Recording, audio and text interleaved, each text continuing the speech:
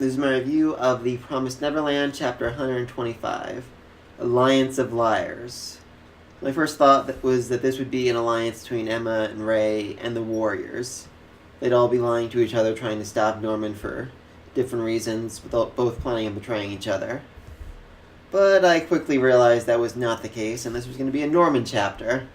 Specifically, the alliance is between Lord Gallion and William Minerva, as he is still calling himself, and as Lord Gallion believes him to be, as he later on states that he'll get his retaliation for being banished, and refers to him as James Rattray.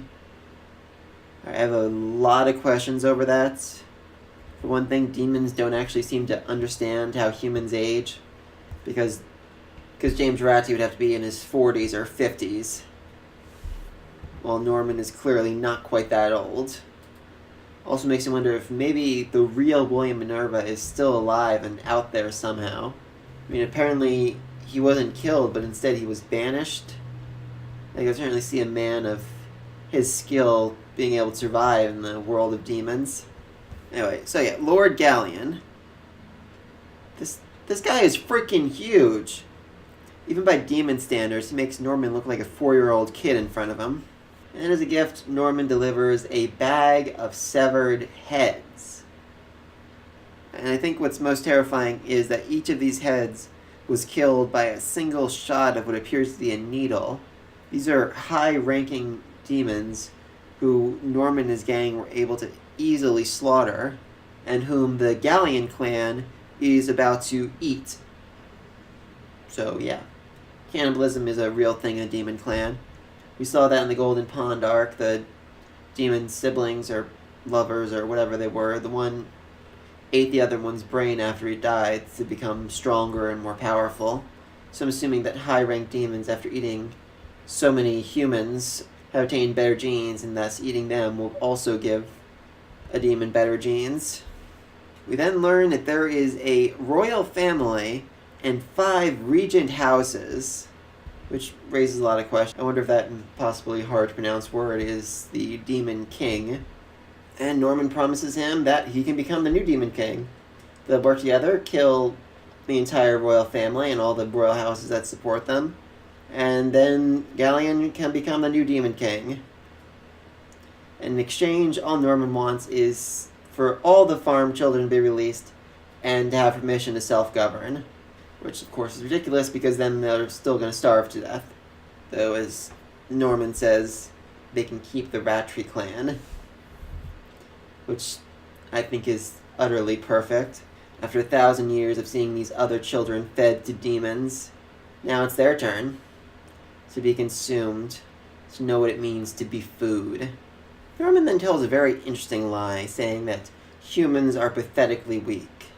And while that may be true for many of them, that is not the case for Norman's gang. They are strong and powerful, and they would have no problem killing any but the highest-ranking demons. In fact, the whole point of this deal is just because Norman doesn't want to risk losing a few of his guys, which means he still thinks that he would be capable of killing all the other demons and just losing a few people. Then you get a flashback to Lord Gallion's past, after he was betrayed and framed for a crime he did not commit. This is a very interesting line where he says, "Why should we be downgraded to a lower species?" Which makes me wonder if the highest demons in the land are that way because of their constant food. Being able to eat the best humans again and again and again has made them better, stronger, faster, while Gallion here, who's been left with scraps, has become a twisted, gruesome, grotesque monster. Norman then promises, "Hey, if the plan doesn't work, you can eat me. And all my people. Boil us, cook us, however you like. Go nuts." But of course, this whole agreement was absolute bullcrap on both hands. Norman's full intention is that once these two sides have gone at each other and killed each other, Norman has no plan to let them actually keep the farm facilities he promised them. Once the two sides have basically killed each other, he'll swoop in and kill who's ever left standing, destroy the farms, and take over. Of course, Lord Gallion isn't stupid either.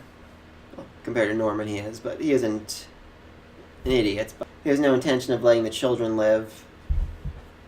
So now we are left with two groups. Lord Gallion said that he's going to kill the royal family and then leave the orphans alone so he can run his new kingdom as the new king of demons.